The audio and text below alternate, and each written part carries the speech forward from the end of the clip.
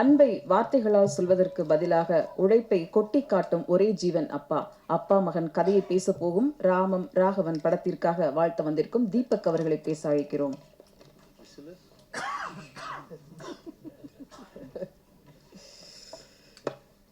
இங்கே வருகை தந்திருக்கும் பத்திரிகை அன்பர்கள், அதாவது எல்லா ஃபார்மேட்லேயும் mainstream media, digital media எல்லாருக்கும் வணக்கம்.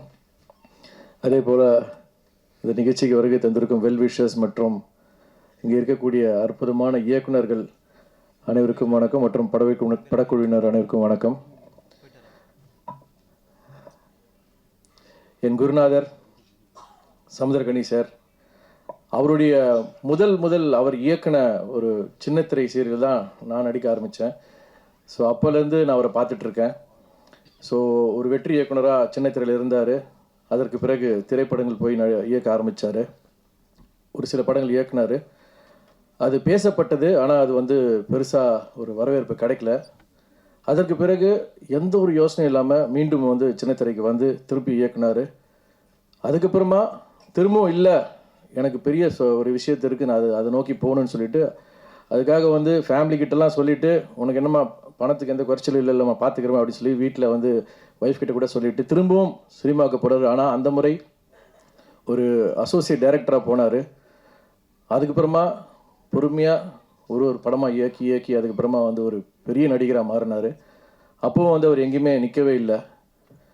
எப்போவுமே ஓடிக்கிட்டே இருக்கணும்டா, வாழ்க்கையில் நம்ம சாதிக்க வேண்டிய விஷயங்கள் நிறைய இருக்குது அப்படின்னு எப்பவுமே சொல்லிக்கிட்டே இருப்பார். இன்னி வரைக்கும் அதான் சொல்லிக்கிட்டு இருப்பார். அண்ட் அதையும் தாண்டி நம்ம தம்பி ரமையா சார் சொன்ன மாதிரியும் அவர் எப்பவுமே என்கிட்ட சொல்கிற ஒரு விஷயம் என்னென்னா, குடும்பத்துக்கு வேண்டியது செஞ்சிடணும்டா. ஆனால் அதை தாண்டி நம்ம வாழ்க்கையில் ரிலாக்ஸ் ஆகிற கட்டத்தில் நம்ம திரும்பி பார்க்க போது நம்ம என்ன படைச்சோம், நம்ம என்ன பண்ணியிருக்கோம், என்ன சாதிச்சிருக்கோம், இந்த சொசைட்டிக்காக நம்ம என்ன கொடுத்துருக்கோம் அப்படின்னு நம்ம திரும்பி பார்க்கும் போது நம்ம பேர் சொல்கிற மாதிரி ஒரு 20 படைப்புகளாக இருக்கணும் அப்படின்னு அவர் எப்பவுமே சொல்லிக்கிட்டே இருப்பார். அது ஒரு உண்மையான விஷயம் கூட.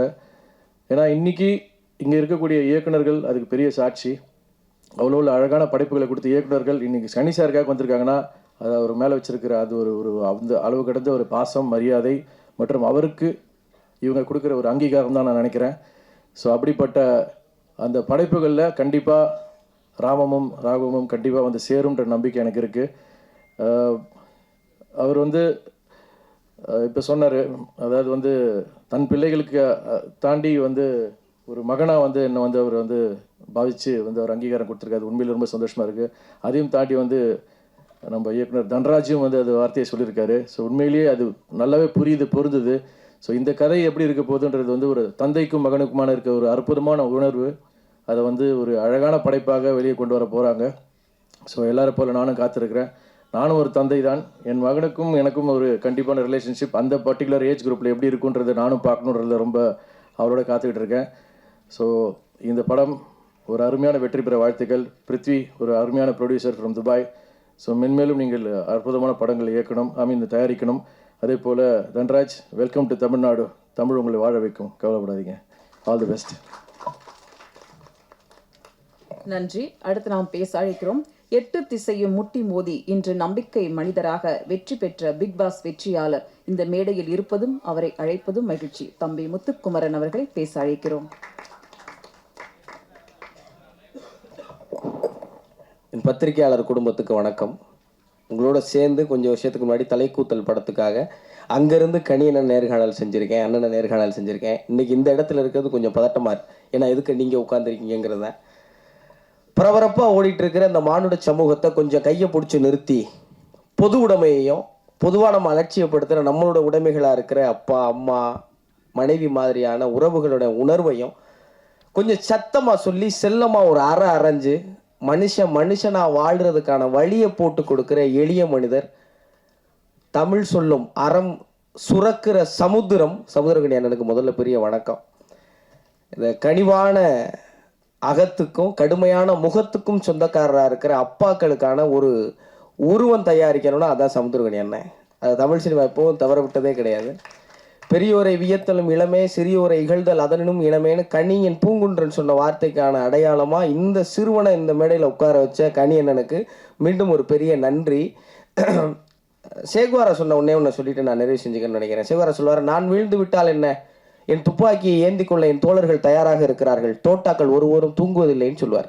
அப்படி அவருடைய தோட்டாக்களை ஏந்துவதற்கான, துப்பாக்கி ஏந்துவதற்கான இயக்குநர்களை தொடர்ந்து உருவாக்கிட்டே இருக்கிற இந்த சமுதிரம் என்றும் வற்றாது என்ற பெரிய நம்பிக்கையோடு தமிழ் சினிமா என்றும் வாழும்.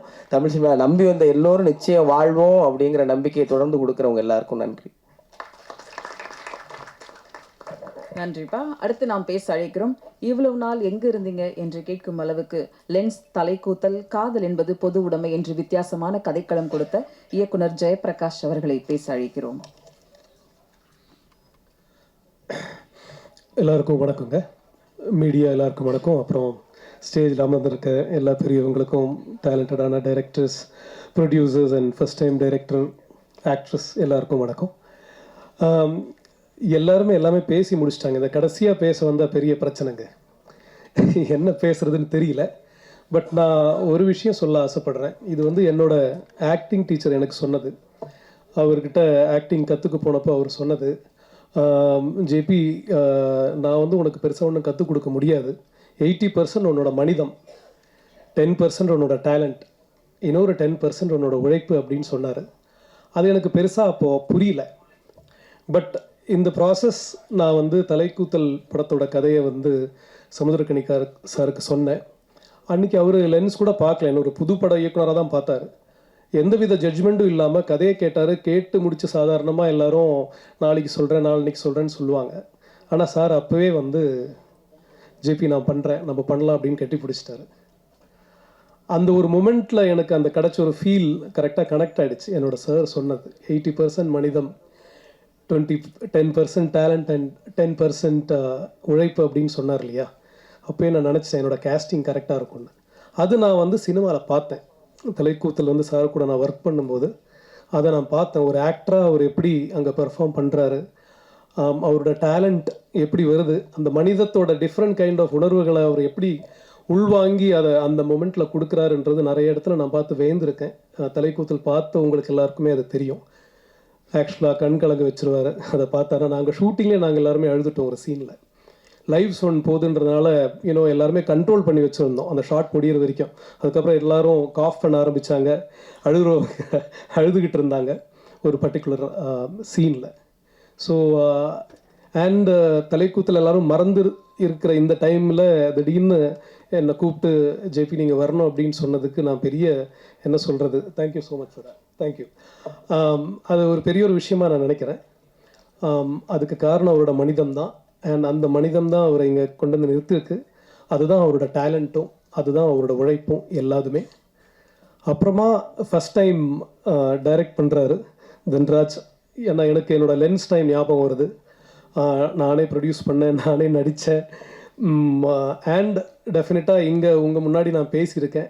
அண்ட் எல்லாருமே அவ்வளோ சப்போர்ட் கொடுத்துருக்கீங்க. லென்ஸ் இப்போவும் லென்ஸ் பற்றி எல்லாரும் பேசுகிறாங்கன்னா அதுக்கு காரணம் மீடியா தான். அதே மாதிரி இந்த ஃபஸ்ட் டைம் முயற்சி ராமம் ராகவத்துக்கு உங்களோட எல்லா சப்போர்ட்டும் இருக்கணும் அப்படின்னு நான் வேண்டி கேட்டுக்கிறேன். இந்த படம் வெற்றி பெற மிகப்பெரிய வாழ்த்துக்கள். தேங்க்யூ. அதிகார வர்க்கத்திற்கு ஒரு படமும் பாடமும் கொடுத்த ரைட்டர் பிராங்க்லின் அவர்களை பேச அழைக்கிறோம். வணக்கம். இது ரொம்ப நாள் ஆச்சு, நான் சமுத்திரக்கனி எனக்கு நன்றி சொன்னதே இல்லை பெருசாக. ஸோ இந்த மேடை நன்றி சொல்கிறதுக்கு யூஸ் பண்ணிக்கலாம்னு நினைக்கிறேன். Thanks Dhanraj for that. ராமம் ராகவம் படத்துக்கு அதுக்கு நன்றி. டெபு ஃபிலிம்ஸ் எடுக்க வரவங்களாம் நடக்க தெரியாத குழந்தைங்க மாதிரி தத்தி தட நடக்கும்போது ரொம்ப கரெக்டான ஒரு ஆள் இருந்தால் கையை பிடிச்சி கூட்டிகிட்டு போகிறதுக்கு அப்படி ஒரு ஆள் அப்படின்னா கனியன் தான். கதை படித்து முடிச்சோன்னுமே சொல்லுவார் அண்ணன் சொன்னார், இல்லை இதை நம்ம கண்டிப்பாக நம்ம சொல்லி ஆகணும்டா, நம்ம பேசலாம் அப்படின்னு சொல்லிட்டு அந்த நிமிஷத்துலேருந்தே அவர் வந்து ரொம்ப கிளியராக கைட் பண்ணார், ஹெல்ப் பண்ணார். நம்ம எழுதின ஒன்றை வந்து உயிர் கொடுத்து அதை அவர் தங்கராஜா பர்ஃபார்ம் பண்ணி காட்டும்போது தான் அவ்வளோ ஃபுல்ஃபில்லாக இருக்கும். நான் நிறைய நேரம் மானிட்டர் பார்க்காம அவர் நடிக்கும்போது கீழே உட்காந்துட்டு அவரை நான் பார்ப்பேன். ரொம்ப லாஸ்ட் மினிட்லலாம் ஒரு 2 பேஜ் டயலாக் எடுத்துகிட்டு போய் கொடுப்பேன் நான். என்னடா இப்போ வந்து கொடுக்குறேன்னா திட்டுவார். ஸோ அதையுமே வந்து ரொம்ப சிம்பிளாக ஒரு வித்தின் ஒரு 20 மினிட்ஸில் அடிச்சு காலி பண்ணியிருக்காரு. என்னை நிறைய நேரத்தில் வந்து பிரமிக்க வச்சுருக்காரு. ஸோ கண்டிப்பாக அவர் உங்களையும் கண்டிப்பாக சூப்பராக சேஃபாக கைட் பண்ணி கூட்டிகிட்டு போயிருப்பாருன்னு எனக்கு நம்பிக்கை இருக்குது. அப்புறம் அண்ணன் வந்து ஒரு சூப்பரான ஒரு ஃபாதர் மெட்டீரியல். அண்ணன்கிட்ட வந்து அப்பாவுக்கான அன்பு பயங்கரமாக கொட்டி கிடக்கும். அதை அண்ணனாக வெளிப்படுத்துவார். அதை ஒரு நண்பனாக வெளிப்படுத்துவார். அவர் உலகமே ஒரு வித்தியாசமான உலகம். அவரும் சுப்பிரமணியம் சிவாவும் சேர்ந்துட்டு 2 பேரும் மாற்றி மாற்றி அண்ணன் அண்ணன்னு கூப்பிட்டுப்பாங்க. நான் ரொம்ப நாள் கன்ஃபியூஸ்டாக கேட்டிருக்கேன், என்னண்ணா நீங்கள் அண்ணன் அண்ணன்னு கூப்பிட்டுக்கிறீங்க, இதில் யார் அண்ணன்லாம் கேட்டிருக்கேன் நான். அது அப்படி தான்டா, நான் அண்ணன், அவர் எனக்கு அண்ணன்டான்னு சொல்லுவார். ஸோ அந்தளவுக்கு என்னை வந்து இன்னைக்கு ஓரளவுக்கு எனக்கு இவ்வளோ ஓரளவுக்கு ஒரு ஸ்பேஸ் கிடச்சி நான் இந்தளவுக்கு இது பண்ணேன், இது ஒர்க் பண்ணியிருக்கேன் அப்படின்னா அது கனியன் ரொம்ப முக்கியமான காரணம். அதனால் அவருக்கு நிறைய நன்றி சொல்லணும். இந்த மேடையை நான் நன்றி சொல்லத்துக்கு கேட்டுக்கிறேன். ராமம் ராகவும் கண்டிப்பாக ஒரு பெரிய வெற்றி அடையும் நான் நம்புகிறேன். கண்டிப்பாக ஒரு நல்ல வெற்றி விழாவில் சந்திக்கணும்னு நினைக்கிறேன். நன்றி, வணக்கம்.